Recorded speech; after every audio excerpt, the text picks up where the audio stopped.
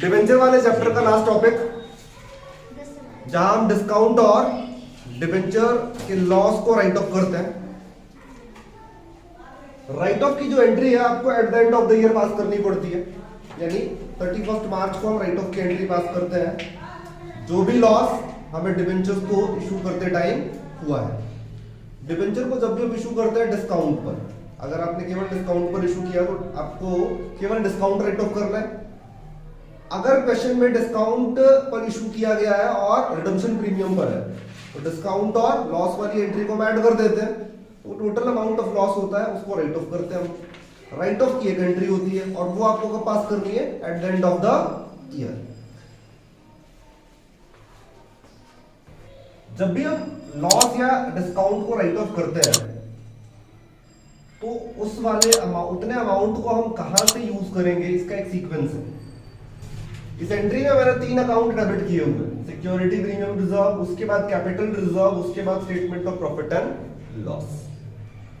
इन तीनों में से हो सकता है कोई एक अकाउंट डेबिट हो सकता है 2 अकाउंट डेबिट हो सकता है 3 अकाउंट डेबिट हो। वो डिपेंड करता है कि आप कितना लॉस या कितना डिस्काउंट राइट ऑफ कर रहे हो। फॉर एग्जाम्पल, अगर क्वेश्चन में 1 लाख रुपए का डिस्काउंट है तो हमें 1 लाख रुपए राइट ऑफ करना है, तो सबसे पहले हम क्या चेक करते हैं कि क्या क्वेश्चन में सिक्योरिटी प्रीमियम रिजर्व का बैलेंस भी गिवन है। अगर क्वेश्चन में सिक्योरिटी प्रीमियम रिजर्व का बैलेंस गिवन होगा, उसमें 1 लाख रुपए है, तो इसका सीधा मतलब है कि जो 1 लाख रुपए आपको चाहिए राइट ऑफ करने के लिए वो सारा का सारा कहां से कवर हो रहा है? सिक्योरिटी प्रीमियम रिजर्व से। तो हम सिक्योरिटी प्रीमियम रिजर्व को यूज करके ये डिस्काउंट राइट ऑफ कर देंगे। उस केस में हम क्या एंट्री पास करेंगे? सिक्योरिटी प्रीमियम टू डिस्काउंट, या फिर अब डिस्काउंट राइट ऑफ करोगे तो डिस्काउंट लिखना है, लॉस राइट ऑफ करेंगे तो लॉस लिखना है। फॉर एग्जाम्पल, क्वेश्चन में लॉस है 1 लाख रुपए का, 50,000 आपको दिख रहा है सिक्योरिटी प्रीमियम रिजर्व में, 30,000 आपको दिख रहा है कैपिटल रिजर्व में, 20,000 आपको दिख रहा है प्रॉफिट एंड लॉस में। तो उस केस में आपको जो 1 लाख रुपए चाहिए हैं तीनों को यूज करके करना पड़ेगा। सीक्वेंस किस तरीके से? जितने का लॉस आपको राइट ऑफ करना है, सबसे पहले प्रीमियम देखोगे आप। अगर आपका जो रिक्वायरमेंट है वो प्रीमियम से पूरा हो जा रहा है तो इन 2 अकाउंट को डेबिट करने की जरूरत नहीं है। अगर आपको ये लगता है कि थोड़ा बहुत अमाउंट आपको प्रीमियम से मिल रहा है, थोड़ा बहुत अमाउंट आपको कैपिटल रिजर्व, इन दोनों को यूज करके राइट ऑफ कर सकते हो। 1 लाख का जो अमाउंट है वो इन दोनों से ही पूरा हो जा रहा है, तब हम तीसरे अकाउंट की बात नहीं करेंगे, इन दोनों को डेबिट करेंगे, टू डिस्काउंट या फिर टू लॉस, ठीक है ना। लेकिन अगर इन दोनों से पूरा नहीं होता तो फिर आपको तीनों अमाउंट अकाउंट यूज करने पड़ेंगे। क्वेश्चन में ऐसा भी हो सकता है कि ना तो सिक्योरिटी प्रीमियम अवेलेबल हो क्वेश्चन में, ना ही कैपिटल रिजर्व अवेलेबल हो। तो जब कुछ भी अवेलेबल नहीं होता है तो लास्ट ऑप्शन क्या है आपके पास? Profit and loss. इसके अगेंस्ट में राइट ऑफ करेंगे हम। प्रॉफिट एंड लॉस का बैलेंस होगा या नहीं होगा वो मैटर नहीं करता है, ठीक है। क्वेश्चन देखेंगे अकॉर्डिंगली, उससे ज्यादा क्लियर होगा। क्वेश्चन नंबर 40 में अगर आप देखो तो लिखा हुआ है कि किट प्लाई लिमिटेड ने 2 लाख रुपीस के डिबेंचर इशू किए हैं 10% वाले 5% के डिस्काउंट पर। The terms of the issue provides the repayment at the end of the 4 year. इन डिबेंचर्स की रीपेमेंट कब हो जाएगी? आफ्टर 4 year, यानी at the end of 4 year, 4 साल के बाद। जो किट प्लाई लिमिटेड है has a balance of 5 lakh in security premium reserve, उसके सिक्योरिटी प्रीमियम रिजर्व में 5 लाख रुपीस का बैलेंस अवेलेबल है। Pass the journal entries for issue of debenture and writing off the discount. Issue की भी एंट्री पास करनी है आपको और राइट ऑफ की एंट्री भी पास करनी है। तो अब इशू की सबसे पहले एंट्री पास करते हैं।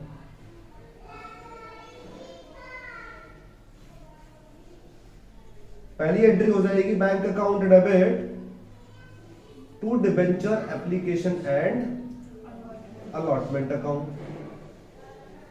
क्योंकि डिबेंचर 5% पर इशू है, 5% के डिस्काउंट पर 2 लाख रुपए के डिबेंचर है, 5% का डिस्काउंट आप 2 लाख पे निकाल लो और डिस्काउंट हम कर देते हैं माइनस, तो आएगा कितने से?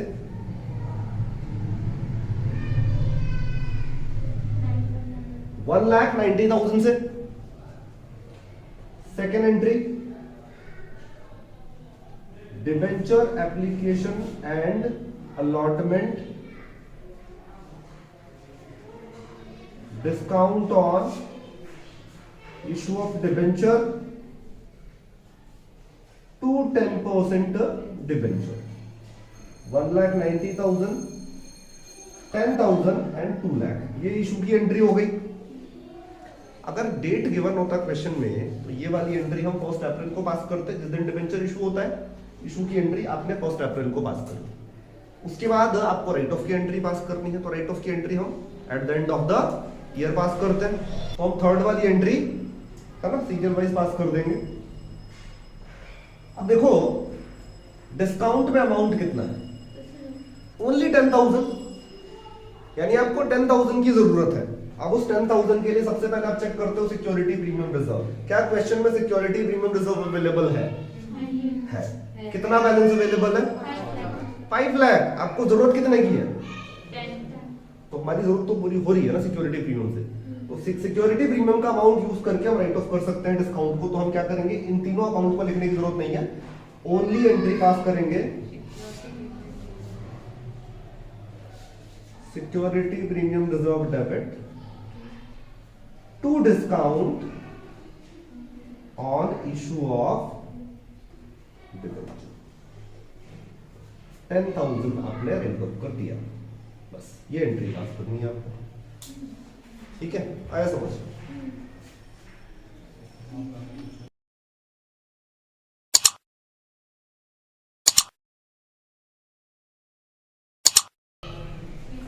एक और question, question number 42। Gladiator limited ने 10,000 8% डिबेंचर इशू किया है। 100 का एक डिबेंचर है, 5% के डिस्काउंट पर इशू हुआ है। Redeemable at a premium of 5%, redemption 5% के प्रीमियम पर होगा। पेबल अलॉन्ग विद एप्लीकेशन, सारा का सारा अमाउंट एप्लीकेशन पर ही है। It had balance of 70,000 in security premium reserve. 70,000 security premium में अवेलेबल है, 50,000 कैपिटल रिजर्व में अवेलेबल है। The debentures were fully subscribed and the amount was duly received. Pass general entries for issue of debenture and writing of loss on issue of debenture. Issue की और loss को right of करने की। तो पहले तो हम इशू की एंट्री पास करते हैं। 10,000 नंबर ऑफ डिबेंचर्स है और एक डिबेंचर 100 का है, 5% के डिस्काउंट पर इशू है, 95 का हो जाएगा। 10,000 इंटू में 95 करो आप, 9,50,000। 10,000 इंटू में 95। सेकेंड एंट्री,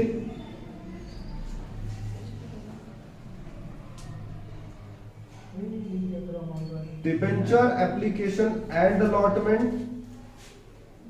अब इसमें डिस्काउंट भी डेबिट करना है हमें और लॉस भी डेबिट करना है। डिस्काउंट हमें इसलिए इशू डेबिट करना है क्योंकि इशू डिस्काउंट पर है। लॉस हमें इसलिए डेबिट करना है क्योंकि रिडम्पशन प्रीमियम पर है। तो अलग अलग हम ना लिख के एक साथ ही लिखते हैं हमेशा। Loss on issue of debenture to 8% debenture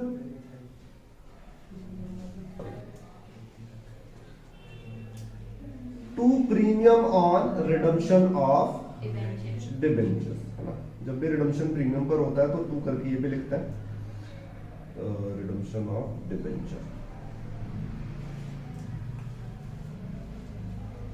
यहां आ जाएगा 9,50,000 से। लॉस में तो लिखेंगे अभी। डिबेंचर्स में कितना आएगा, फेस वैल्यू से आता है 10 लाख, और फेस वैल्यू का मतलब 10,000 नंबर ऑफ डिबेंचर है, एक डिबेंचर 100 का है। ठीक है।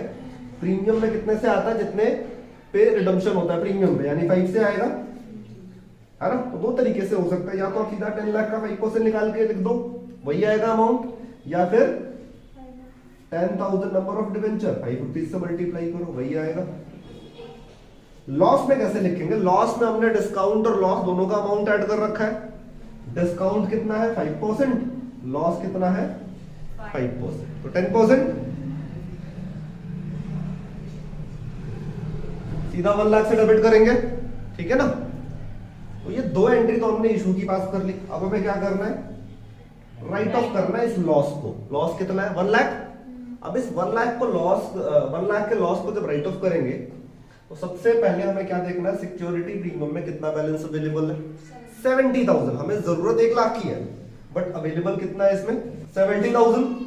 तो इसका मतलब 30,000 हमें और चाहिए, और उस 30,000 के लिए हम देखते हैं सेकंड कैपिटल रिजर्व। क्या कैपिटल रिजर्व भी है क्वेश्चन में? बिल्कुल है। कैपिटल रिजर्व में 50,000 अवेलेबल, हमें जरूरत कितने की है? ओनली 30,000, यानी इन दोनों से हमारी रिक्वायरमेंट पूरी हो रही है। तो हम क्या करेंगे, इस बार दोनों को डेबिट करेंगे। Security premium reserve, capital reserve, loss है 1 लाख रुपए का।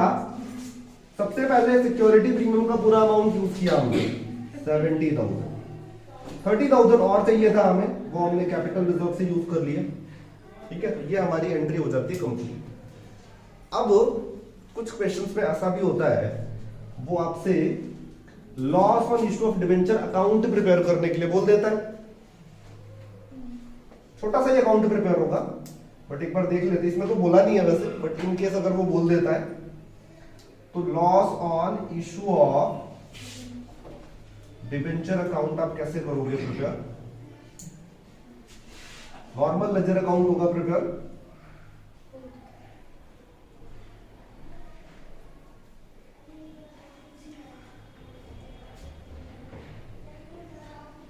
तीन एंट्री पास किया आपने, जहां जहां लॉस है उसको हमें पोस्ट करना है। यहाँ पे 3 एंट्रीज में दूसरी एंट्री में लॉस दिख रहा है आपको, इसको पोस्ट करेंगे। डेबिट साइड में है, डेबिट साइड में पोस्टिंग होगी। अब देखो लॉस में 10,000 अमाउंट 1 लाख अमाउंट लिखा हुआ है आपने, अब इसकी पोस्टिंग कैसे करते हैं?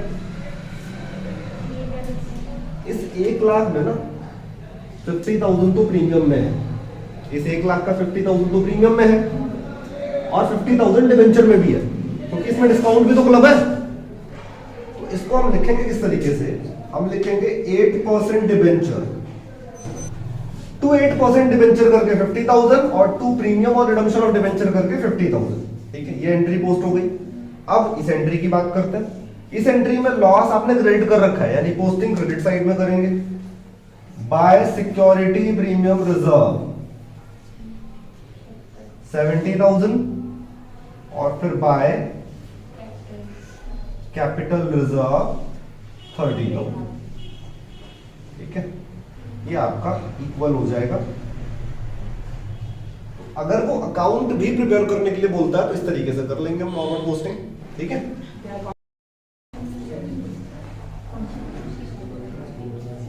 लास्ट क्वेश्चन इस टॉपिक का 46। गणवित लिमिटेड ने इन्विटेशन अप्लाई किया हुआ है 3,000 11% डिबेंचर्स के लिए। हर डिबेंचर की फेस वैल्यू है 100 rupees. The full amount was payable on application. Application were received for 3600 debentures. Over subscription हो गया, कंपनी ने 3,000 डिबेंचर्स के लिए एप्लीकेशन मंगाया था, रिसीव हो गया 3600। Application for 600 were rejected. 600 debentures की एप्लीकेशन को क्या कर दिया गया है? रिजेक्ट कर दिया गया है, और जो रिमेनिंग है उनके जो पैसे हैं वो रिफंड कर दिए गए। Debentures were allotted to the remaining applicant. जो रिमेनिंग बच गए उनको डिबेंचर्स अलॉट कर दिया गया। 3,000 इशू किया था, 36 आ गया, 6 को हटा दिया तो बचे 3,000। 3,000 वालों को 3,000 आपने अलॉट कर दिया।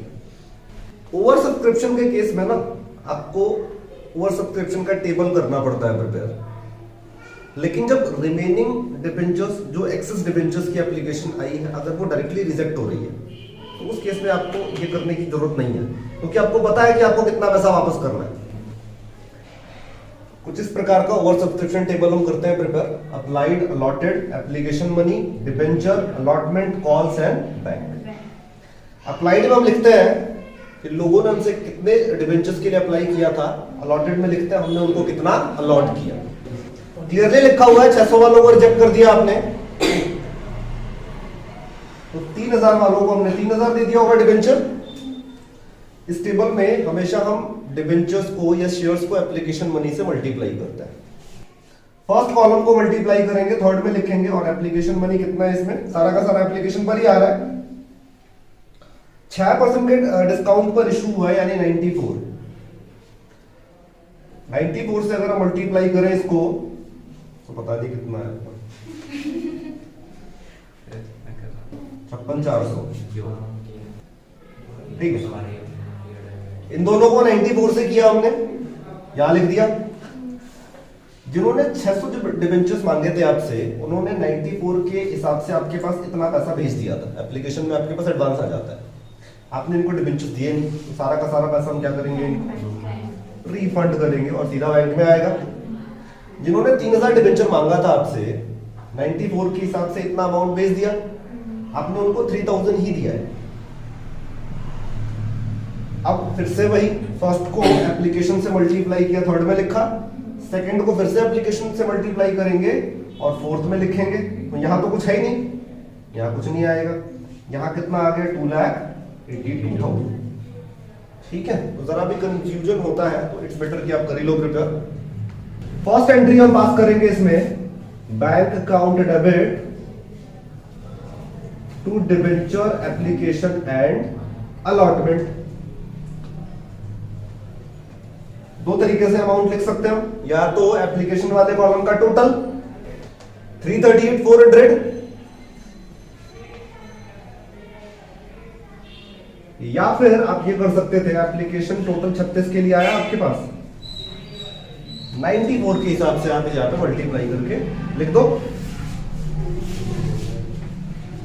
दूसरी एंट्री बहुत ध्यान से, debenture application and allotment discount on issue of redemption तो नहीं है। Second entry, debenture application and allotment debit, discount debit करेंगे क्योंकि डिस्काउंट पर इशू है, टू डिबेंचर और टू बैंक, क्योंकि 3,38,400 डिबेंचर्स में तो हमेशा फेस वैल्यू से आता है, 3 लाख आ जाएगा। बैंक में कितना आ रहा है? 56,400। अब या तो डिफरेंस यहां लिख लो, या फिर कितने डिबेंचर्स का डिस्काउंट हम यहां पे लिख सकते हैं, केवल 3,000 का, जितना हमने अलॉट किया हुआ है। कितने से? 18 से। ठीक है, ये तो हो गई इशू की एंट्री। अब इस क्वेश्चन में उसने ये भी बोला कि आपको राइट ऑफ करने की एंट्री भी पास करनी है। अब आप देखो, डिस्काउंट हमारे पास अवेलेबल, डिस्काउंट में अमाउंट है 18,000, 18,000 राइट ऑफ करना है हमें। जब भी हम डिस्काउंट या लॉस को राइट ऑफ करते हैं, हमें चेक करना है क्या क्वेश्चन में सिक्योरिटी प्रीमियम अवेलेबल है? नहीं। कैपिटल रिजर्व भी अवेलेबल नहीं है, statement of profit and loss भी अवेलेबल नहीं है। इन दोनों का यूज तो आप तब कर सकते हो जब क्वेश्चन में क्लियरली लिखा होगा कि इतना इतना बैलेंस अवेलेबल है।